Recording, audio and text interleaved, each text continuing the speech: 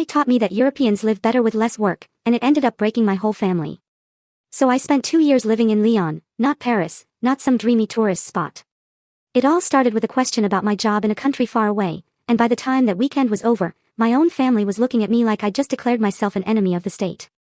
I thought I was just sharing observations about life, but in their eyes, I had somehow betrayed everything they ever sacrificed, simply by daring to breathe a different kind of air. So, picture this, Lyon. Land of croissants, cheese that sometimes smells like a wet shoe, and people who somehow manage to get more paid holidays than I got sick days growing up.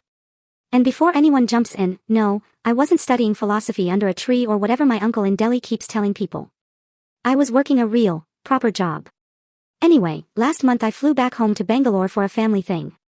My cousin was getting engaged, which, for those who know, means 3 days straight of amazing food, glorious chaos, and at least 10 different aunties trying to guess my salary like it's some high-stakes carnival game. Day 1. Literally the first hour I'm home, still shaking off the jet lag, my dad looks at me over his tea and asks, "So, Beta, how's the work culture in France?" Oh, God. I should have lied. I should have said, "Oh, it's amazing, Dad. I work 15 hours a day, I cry blood, please be proud of me." But no, my dumb, honest self, still a little woozy from the flight, just blurts out, honestly. They work like 35 hours a week and somehow still live better than we do. The silence that followed. It was deafening. My mom froze, her hand halfway to her teacup, like I just announced I was joining a cult.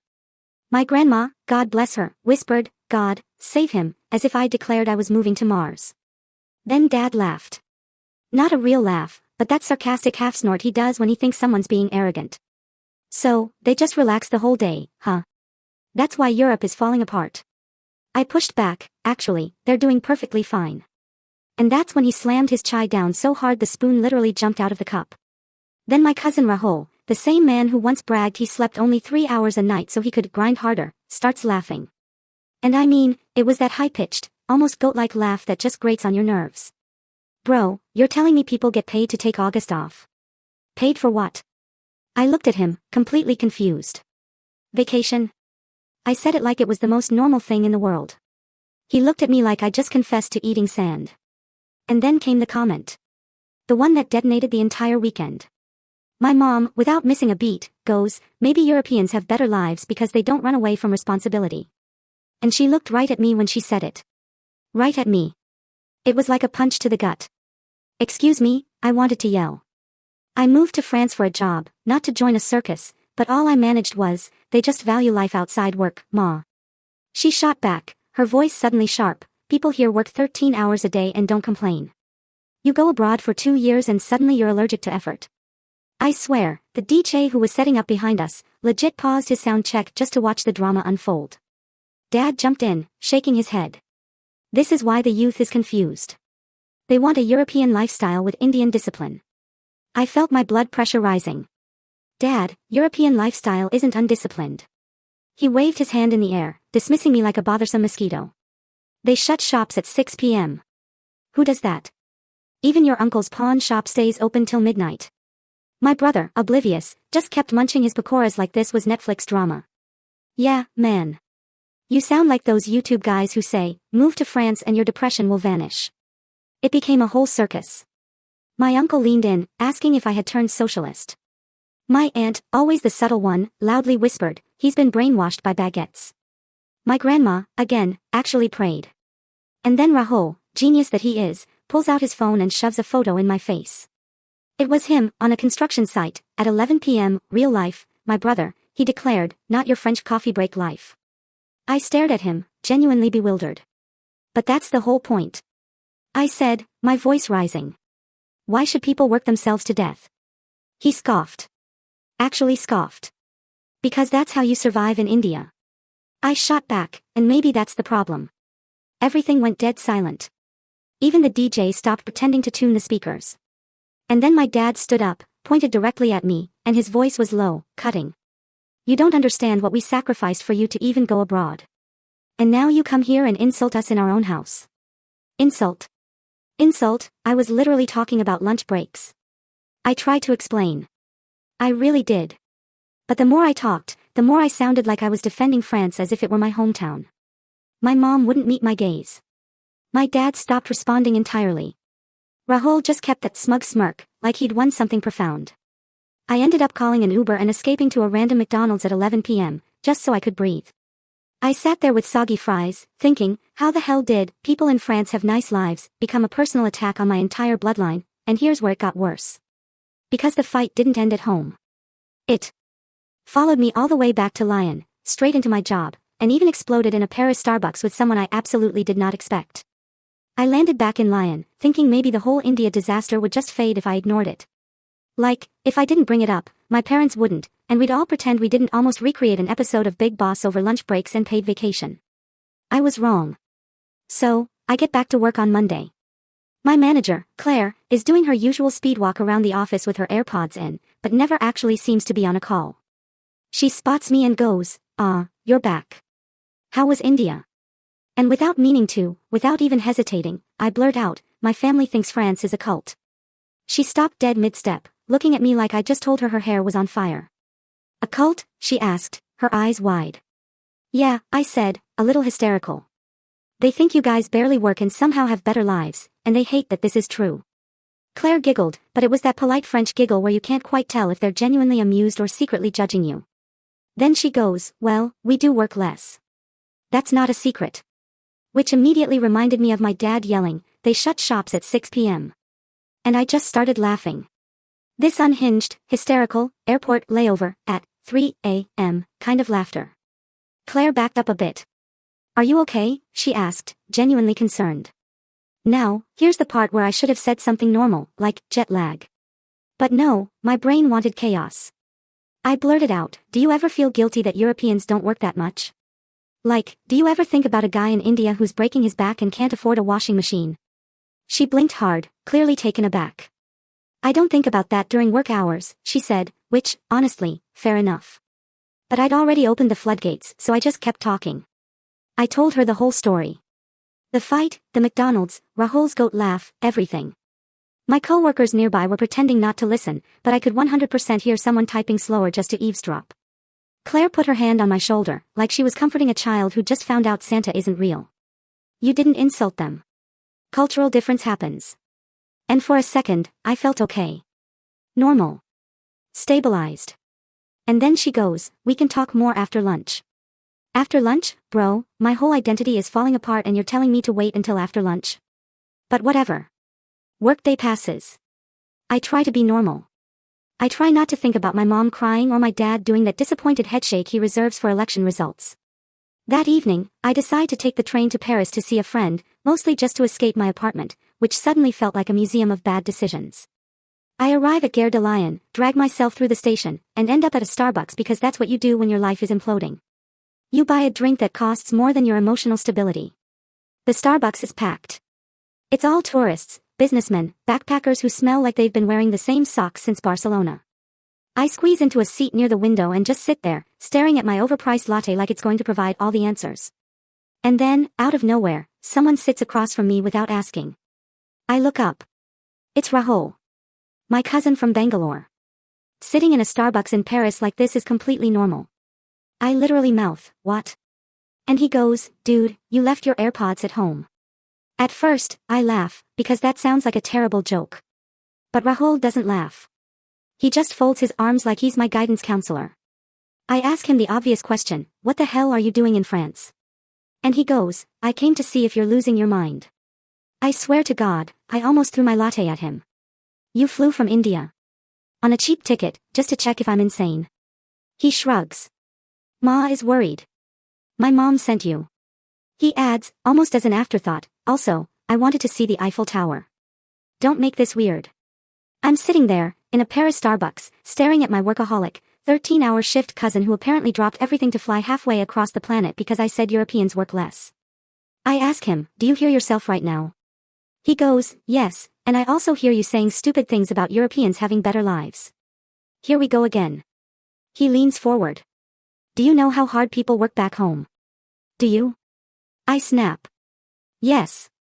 That's the point." Tourists start staring. A toddler at the next table drops his croissant in shock. Rahul says, his voice a little quieter, "You've changed." I shoot back, "You flew to another continent to check if I changed." He opens his mouth to argue, and then pauses. Then he says something I didn't expect. Not even a little. I'm jealous, man. I blink. He looks out the window at whatever Parisian nonsense is happening outside and goes, you get to work less and live more, and I hate that. I hate that I can't have that. I hate that you left and got it. He wasn't yelling. He wasn't sarcastic. Just tired. For the first time in forever, he didn't look like the grind hustle guy with the motivational quotes on WhatsApp. He looked like someone who desperately wanted a break and had no idea how to get one. And then he says, almost whispering, you weren't wrong. We just didn't want to hear it. And I just sat there, not victorious, not smug, just confused as hell. The whole fight, the guilt, the drama, all because we were talking about two totally different things. I thought we were arguing about work culture. Turns out we were arguing about who gets to have a good life. And then Rahul drops the real bomb. By the way, Ma wants to do a video call right now.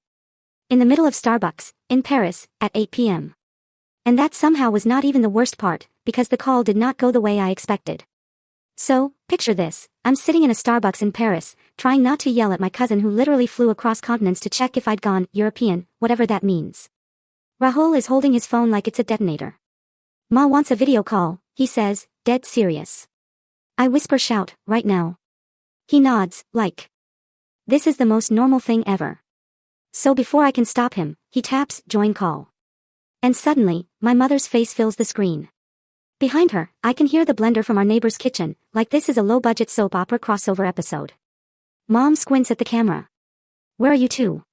Why is there so much noise? Rahul turns the camera around and proudly says, Starbucks in Paris. My mother gasps, like he said we're in jail.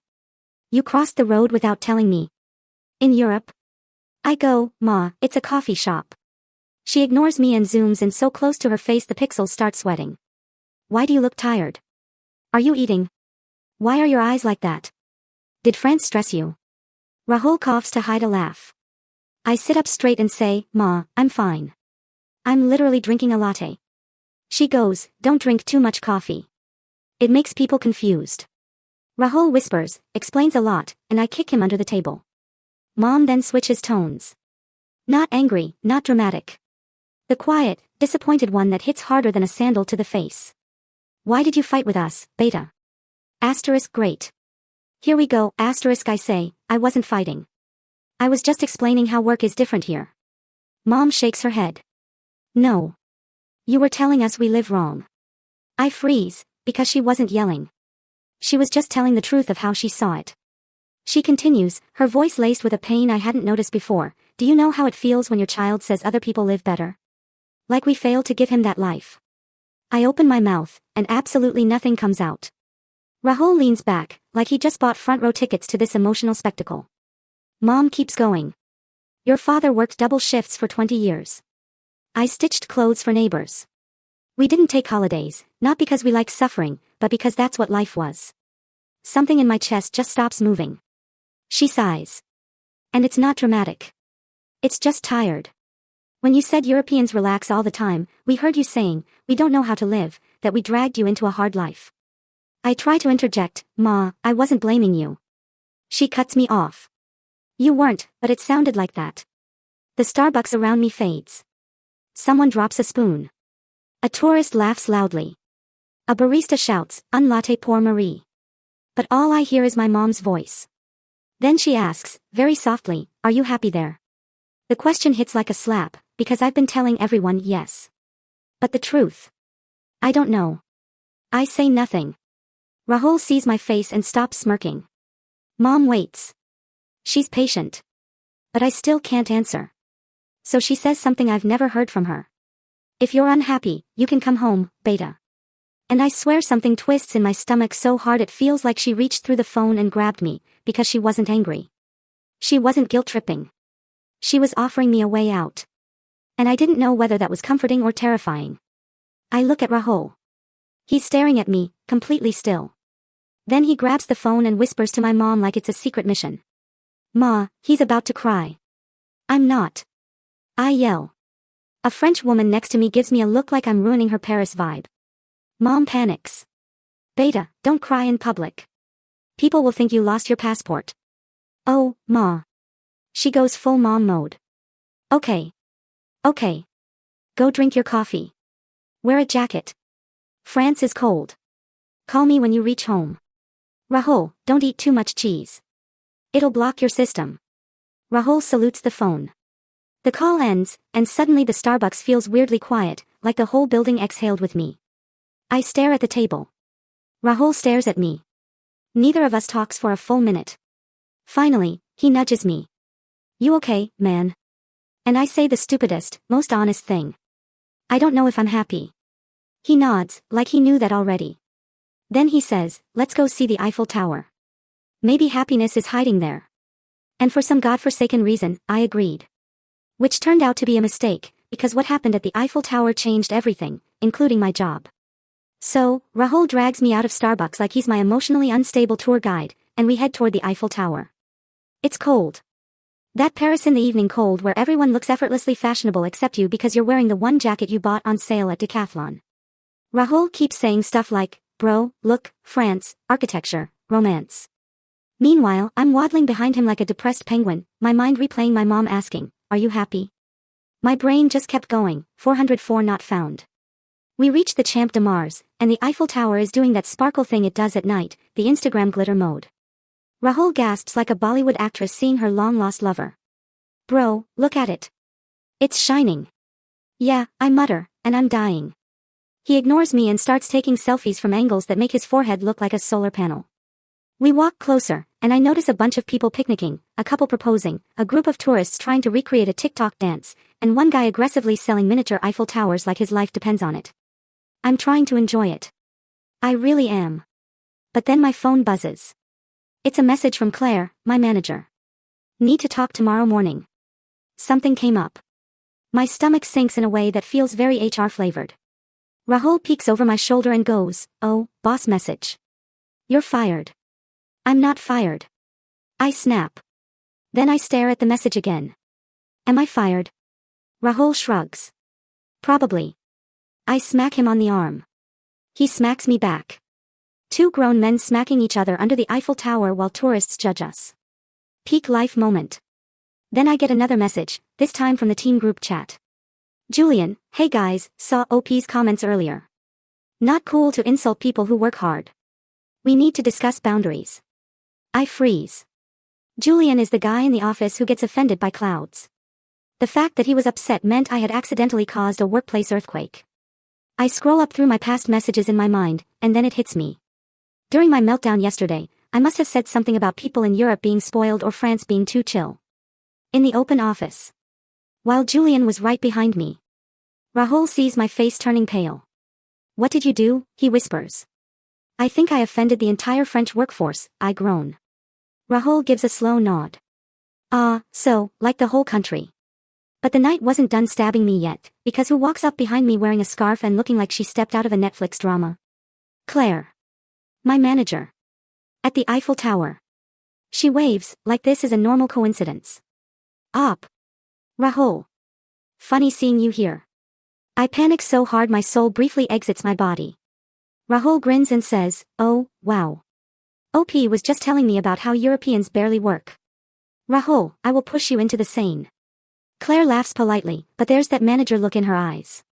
The one that says, HR has entered the chat. She goes, actually, I wanted to talk to you since you're here. Why? I think frantically. Why would she talk about work beneath a monument built to celebrate the engineering arrogance of France? She continues, I heard some things yesterday. Things about work ethic, how Europeans have it easy and that you envy other countries. Some people felt uncomfortable. I want to scream. I want to run. I want to teleport back to Bangalore and hide under my mom's dining table. Instead, I mutter, I wasn't talking about the team. I was talking about, global patterns. She smiles in that terrifyingly professional way. I know you didn't mean harm, but we need to be aware of how we speak at work, especially since we're renewing contracts next month. Rahul mouths the words, you're fired. I elbow him in the ribs. Claire sighs.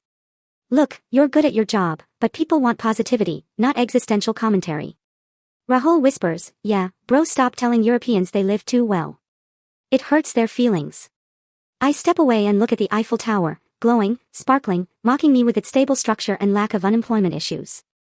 I say to Claire, I'm sorry. I'm just dealing with some stuff, family things. She nods. Go home, rest. And tomorrow, let's reset. She leaves, and I turn to Rahul like a man who just survived food poisoning. He pats my back. Congrats, bro. You managed to offend your family, France, your boss, and probably the Eiffel Tower. It dimmed a little when you apologized. I glare at him. He grins. Then he says, by the way, I extended my trip. I'm staying with you for a week. A week? In my tiny lion apartment with Rahul? And then he drops the final bomb. Because Ma wants me to observe you. Observe me.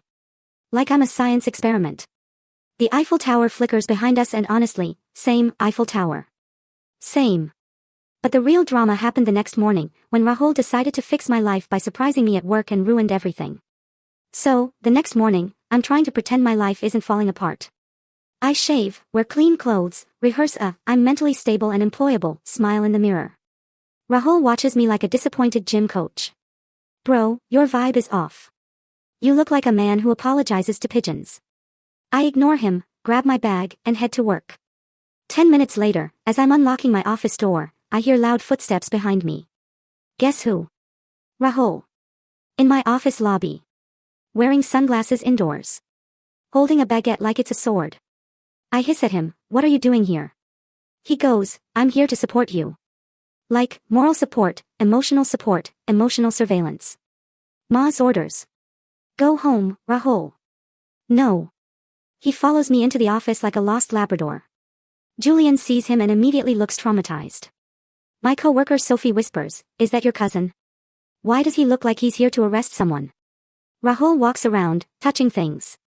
My teammate Pierre gasps when Rahul picks up his desk plant. I'm sweating. I want to melt through the floor. I whisper, please sit and stay quiet. Rahul salutes and says, copy that, boss. Everyone stares, and then Claire appears. Perfect timing, obviously.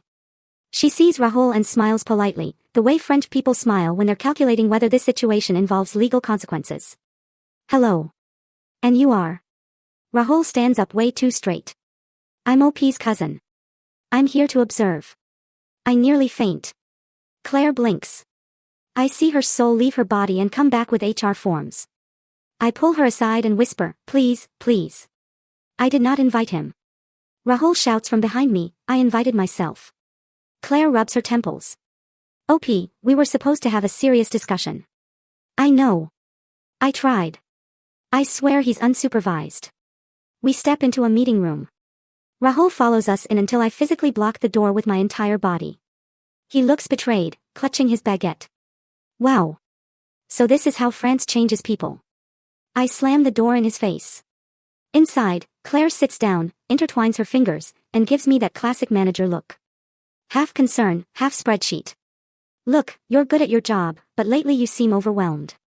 I nod because I am absolutely drowning in life. You talked a lot about work culture, stress, family pressure, and now your cousin is here observing.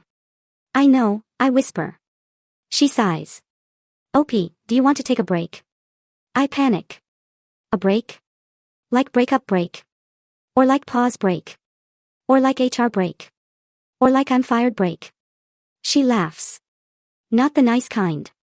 The, oh, this employee is unstable, kind. A paid leave break. A real break. Go rest. Go home. Figure things out. Paid leave, somewhere in Bangalore, my father's soul just felt a disturbance in the universe. I say, are you sure? She nods. Take a month. Come back when you feel grounded. I walk out of the meeting room, dazed. Rahul runs up like a news reporter. Bro, what happened? Did they fire you? Tell me everything. I whisper, they gave me paid leave. Rahul's eyes widen like he just witnessed magic. Paid?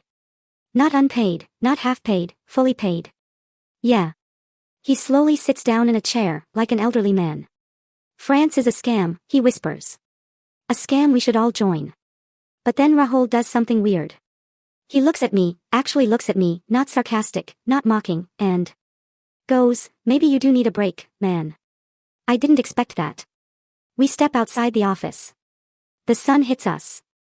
People are sipping espresso like life isn't a constant tornado. And Rahul says, bro, you're living here, but you're not living here. You're running from India, running from stress, running from expectations, but not actually choosing anything. I stare at him. He shrugs. So, choose for Real. Stay because you want to or come home because you want to, not because of what France is or what India is. You. And for once, he wasn't being dramatic. He wasn't clowning me. He wasn't lecturing. He was right. Completely, annoyingly, painfully right. We walked toward the tram. He bumps my shoulder. Also, Ma said if you come home, she'll make gulab jamun. I snort. She always says that. He smirks. Yeah, and it works every time. We head back to my apartment. For the first time in months, I breathe without feeling like someone is standing on my chest. At night, I text my mom. Ma, I might visit next month, she replies almost instantly. Mom, come whenever you want, beta, but don't come because you're running away. Come because you miss home, and suddenly I know the answer I couldn't say in Starbucks. I am happy in France. But I also miss home. And both can be true. So yeah, Europe works less. India works more. Everyone thinks their way is the only way. But maybe life isn't about choosing the right system. Maybe it's about choosing the one that lets you breathe like a human. Was I right? Was I wrong? Honestly, no idea. But I learned this: you can admire a life that isn't yours without insulting the one that raised you. And sometimes the people who argue with you the loudest are the ones terrified that you found something they never had the chance to look for.